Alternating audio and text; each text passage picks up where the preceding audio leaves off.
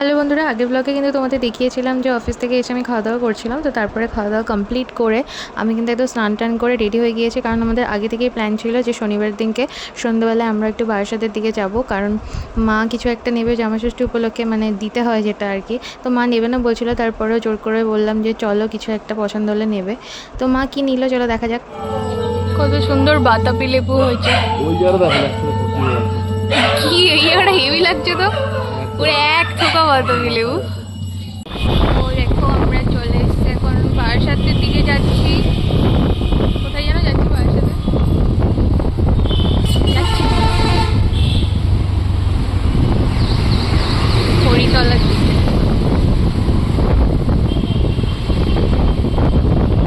তার সাথে মার্কেটে গেলে আমরা যে জায়গাটায় গাড়ি রাখি সেখানে কিন্তু এরকম একটা বাতাবি লেবুর গাছ আছে। কত বাতাবি লেবু হয়েছে দেখো, একদম হাতের নাগালে পাওয়া যায়, যদিও এগুলো এখনও পাকেনি কিন্তু সাইজগুলো দেখো অনেক বড় বড়। তো ফার্স্টে আমরা চলে গিয়েছিলাম কিন্তু সিলেদার্সে, আর মাও বলছিল যে কিছু নেবে না, তারপরে বললো যে তাহলে একটা ব্যাগ কিনে দে। তো ব্যাগ কিনবো বলেই চলে গিয়েছিলাম, কিন্তু সিলেদার্সে একদম কোনো কালেকশন ছিল না, একদমই কালেকশন ছিল না। এরপর আমরা চলে আসলাম কিন্তু হচ্ছে বি লেদার্সে। তো এই সিলেদার্স থেকে একটুখানি এগিয়ে কিন্তু ব্রিজের তলায় একটা দোকান আছে বি লেদার্স বলে, ওই দোকানটাও খুবই সুন্দর, অনেক অনেক কালেকশন থাকে। তো ওখানে আমার ব্যাগ দেখছিলাম, কিন্তু ব্যাগগুলো অনেক বেশি ওভার প্রাইস ছিল, সেই অনুযায়ী কোয়ালিটি অত ভালো ছিল না, মানে ওই দামে ব্র্যান্ডেড লাভি বা ক্যাপ্রিজির ব্যাগ চলে আসবে। তো যাই হোক, এরপরে হনুমানজির পুজো হচ্ছিলো আমরা দেখলাম, আর ওখান থেকে কিছু একটা নিলাম, নিয়ে কিন্তু আমরা আবার একটু বারাসাতের মার্কেটে ঘুরলাম, ফুচকা টুচকাও খেলাম। তো দেখতেই পাচ্ছ ওরা দুজন সামনে, আমরা বেরোলে ওরা যে সামনে হেঁটে কোথায় চলে যায় আমি জানি না। এরপর কিন্তু আমরা মধ্যমগ্রামের বাজারে এদিক ওদিক ঘুরে ফাইনালি একদম মাছের বাজারটাতে চলে আসলাম। আর এখানে দেখলাম অনেক বড় বড় ইলিশ মাছ বিক্রি হচ্ছে, এগুলো দেখেই কিন্তু আমরা এলাম আর কি। তো একদম বড় বড় সাইজের যেগুলো 1 কিলো বা মানে 1200-1300 মতো, ওগুলো 1800 টাকা করে বলছিল। তার থেকে একটু ছোটোগুলো হচ্ছে 1000 টাকা করে বলছিল। তো মোটামুটি ঠিকঠাকই ছিল, কিন্তু কীরকম খেতে হবে সেই কারণে ভেবে আমরা ওখান থেকে নিইনি, যদিও তার আগে থেকেই পাপা ইলিশ মাছ কিনে রেখেছিল। স্টিল আমরা দেখতে গিয়েছিলাম, কিন্তু নেওয়ার ঠিক সাহস পাচ্ছিলাম না, কারণ অত দাম দিয়ে কিনে যদি মাছটা ফ্রেশ না হয়, স্টোরেজের হয়, তখন তো খুবই একটা খারাপ লাগবে ব্যাপারটা।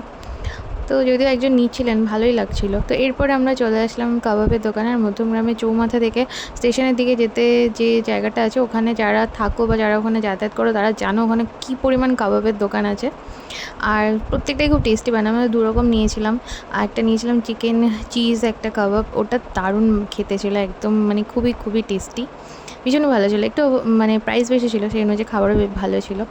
আসার সময় কিন্তু বৃষ্টি আরম্ভ হয়ে গিয়েছিল দেখো, আর এত সুন্দর ওয়েদার ছিল বাইরে, কি বলবো, খুব ভালো লাগছিল। এসেই কিন্তু চা বসিয়ে দিলাম, যদিও এখন অনেক বেজে গেছে, রাত 10টায় চা, পার্লেজি বিস্কুট রাত 10টায়। তো মা দেখো জামাইষষ্ঠী উপলক্ষে কী নিল, নাকি একটা জুতো, আর এই জুতোটা খুবই মানে সুন্দর, খুব সফট, আর মায়ের পায়ে পরেও খুবই ভালো লাগছিলো, তোমাদের তো দেখালাম। আর মায়ের পায়ে একটু প্রবলেম আছে, ওই কারণে একটু ভালো সফট টাইপের সোল ছাড়া মা পরতে পারে না, সেই কারণে দেখো এই জুতোটা নিয়েছে, খুবই ভালো। এটা নিয়েছে 499।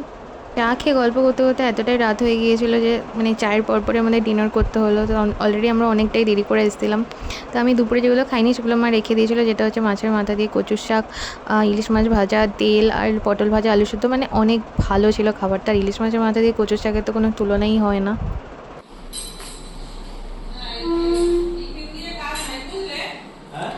গুড মর্নিং বন্ধুরা, আজকে হচ্ছে জামাইষষ্ঠী, আর জামাইষষ্ঠীর স্পেশাল ব্লগে তোমাদের সবাইকে অনেক অনেক ওয়েলকাম।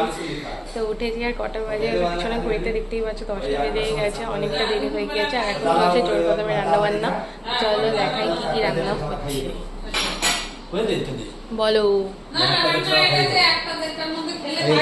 আমি রান্নাঘরে এসে দেখলাম মায়ের সমস্ত যোগাযন্ত্র কমপ্লিট হয়ে গিয়েছে, আর সমস্ত কিছু কিন্তু মা অলরেডি রেডি করে ফেলেছে, মা আর বাবা মিলে। কারণ মা হচ্ছে আগের দিনই রাতে সমস্ত মশলা টশলা কেটে বেছে একদম রেডি করে রেখেছিল, যাতে এই দিনটা বেশি ঝামেলা মাকে না পোহাতে হয়, কারণ নাহলে রান্না করতে করতে অনেক দেরি হয়ে যায়। সে সাথে আমাদের বাড়িতে গেস্টও আসবে, সেই কারণে আর কি।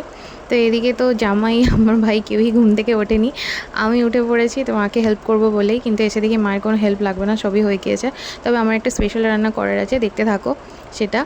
আর এটা হচ্ছে কচি পাঠা, আমাদের বাড়িতে রেওয়াজি মাটনটা কেউ প্রেফার করে না, খাওয়াটা উচিতও নয়, ভীষণ চর্বি থাকে তো এই কারণে।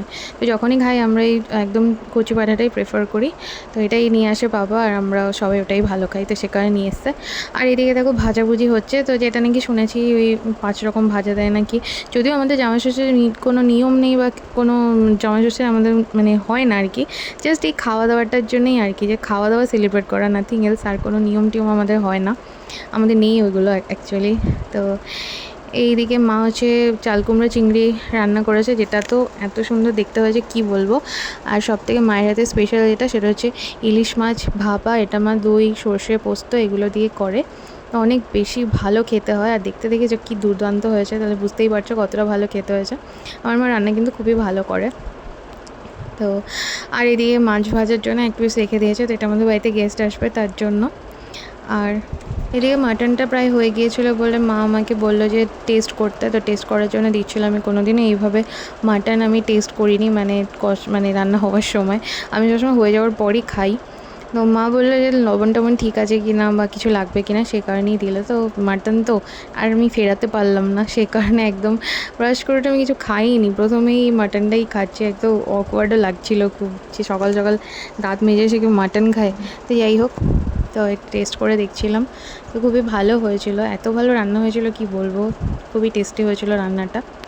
তো এই যে দেখতেই পাচ্ছ, আর এটা কিন্তু বিনা তেলে রান্না। তো অলরেডি তোমাদের সাথে আমি রেসিপি শেয়ার করেছি যে বিনা তেলে কীভাবে আমরা রান্না করি, তো সেইভাবেই কিন্তু রান্নাটা করা হয়েছে। আর এই তো আমি মাটনের বাটি নিয়ে চলে আছি দেখো টেস্ট করব বলে। এত ভাল লাগছিল না, এখনই আমার ভিডিওটা ভয়েস ওভার দিতে গিয়ে আরও বেশি আমার কি বলবো, আমার লোভ লাগছে।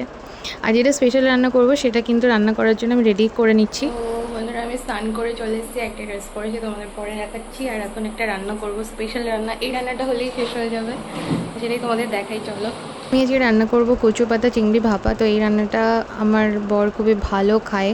তো ফার্স্ট টাইম ও খেয়েছিল হচ্ছে স্প্যানেডের একটা হোটেলে, পাইস হোটেল যাকে বলে। তো ওখানে আমরা ফার্স্ট টাইম খেয়েছিলাম শপিং করতে গিয়ে। তো তারপরে বাড়িতেও বানিয়েছিলাম 2-3 বার। তো ভীষণই ভালো লাগে খেতে, আর ও খুব পছন্দও করে। আর এই যে দেখো জল নিয়ে নিয়েছি, জলটাকে মানে ফুটতে দেবো, তার জন্য একটু লবণ হলুদ নিয়ে নিয়েছি। এই দেখো এই বাটা মাছগুলো ভাজা হবে, এগুলো পেটে পুরো ডিমে ভর্তি, ডিমের জন্য ফেটে আছে। একটা মাছ খাও তো কিন্তু। জলটা সামান্য কিন্তু একটু মানে গরম হয়ে এলে তার মধ্যে কিন্তু এই কচু পাতাগুলো, যেগুলো শুধুমাত্র কেটে রেখেছে আর কেটে ধুয়ে রেখেছে আর কি, সেটা হচ্ছে এর মধ্যে দিয়ে দিয়েছি আমরা। দেখো আর কচু পাতা তো জল দাঁড়ায় না, তাই ধুলেও বোঝা যায় না।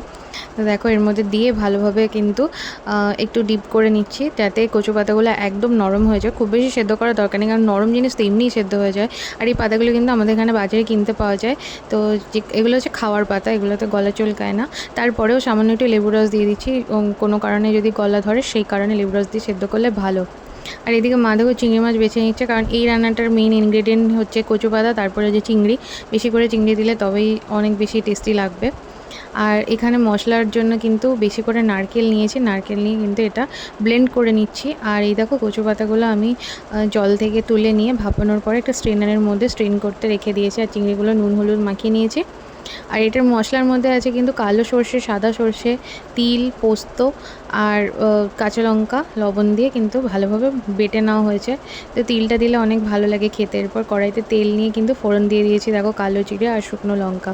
আর এরপরে কিন্তু নুন হলুদ মাখানো যে চিংড়ি মাছগুলো আছে ওগুলো দিয়ে কিন্তু বেশ একটু ভেজে নেবো। খুব বেশি কড়া ভাজবো না, চিংড়ি মাছ কিন্তু কড়া ভাজলে একদম রাবার হয়ে যায়। তো দেখতেই পাচ্ছ অনেকটা পরিমাণে আমি চিংড়ি নিয়েছি। চিংড়ি দিয়েতে কিন্তু কিপটামি করলে হবে না, তাহলে কিন্তু রান্নাটা টেস্টি লাগবে না। এটাই হচ্ছে ব্যাপার, কারণ রান্নাটার টেস্ট হয় কিন্তু চিংড়ির গুণে। আর কচু পাতা তো আছেই সেই সাথে। এই যে দেখো, তো ভালো করে আমি এখন হচ্ছে চিংড়িগুলোকে দিয়ে ভেজে নেবো। তো চিংড়িগুলো দেখো হালকা লালচে লালচে হয়ে গিয়েছে, বেশি করে কিন্তু ভাজিনি, বেশি ভাজলেই সমস্যা। আর এবার যে কচু পাতাগুলোকে স্ট্রেনারে দিয়েছিলাম সেটা কিন্তু একটু মানে একটুখানি আমি চটকে মতো নিয়েছি চামচ দিয়ে কিন্তু আমি দিয়ে দিয়েছি এটা কড়াইতে। এটা কিন্তু কোনো ব্লেন্ড করার দরকার নেই, এমনি এটা রান্না হতে হতে একেবারেই মানে মিশে যাবে। তারপরে লবণ দিয়ে দিয়েছি, হলুদ দিয়ে দিয়েছি। আর অলরেডি আমি মশলার সাথে কিন্তু কাঁচা লঙ্কা বেটেই রেখেছিলাম, আর এক্সট্রা করে কাঁচা লঙ্কাও দেবো চিড়ে ফ্লেভারের জন্য। আর আমার এই রান্নাটা একটু ঝাল ঝাল মিষ্টি মিষ্টি খেতে ভালো লাগে, তো এই রান্নাটা কিন্তু চিনি পড়বে। আর নারকেলের জন্য এমনিই কিন্তু এটা একটু মিষ্টিই হবে। তো যে মশলাটা বানিয়ে রেখেছিলাম ওটা দিয়ে দিচ্ছি দেখো। আর দিয়ে দিচ্ছি নারকেল বাটাও বেশি পরিমাণে দিতে হবে, নাহলে কিন্তু একদম টেস্ট হবে না। আর একটুখানি টক দই নুন হলুদ দিয়ে ফেটিয়ে এর মধ্যে দিয়ে দিয়েছি। আর দিয়ে দিচ্ছি দেখো চেরা কাঁচা লঙ্কা। সব দিয়ে এখন বাটি ধোয়া জল দিয়ে, মানে মিক্সারের বাটি ধোয়া জল দিয়ে কিন্তু এটা আমি ফুটতে দেবো। আর হ্যাঁ, এই রান্নায় কিন্তু তেল বেশি লাগে, যত তুমি তেল দেবে তত বেশি টেস্ট হবে। তো আমরা মোটামুটি মিডিয়াম তেল দিয়েছি, খুব বেশি দিইনি, কারণ খুব বেশি তেল খাওয়াটা কিন্তু মোটেও উচিত না সেই কারণে। তো দোকানে খেলে কিন্তু একদম তেল ভাসাই পাবে। তো এই যে এখন আমি একদম সিমে দিয়ে গ্যাস রান্না করবো। আর দেখা হচ্ছে নেক্সট ব্লগে, চলো টাটা।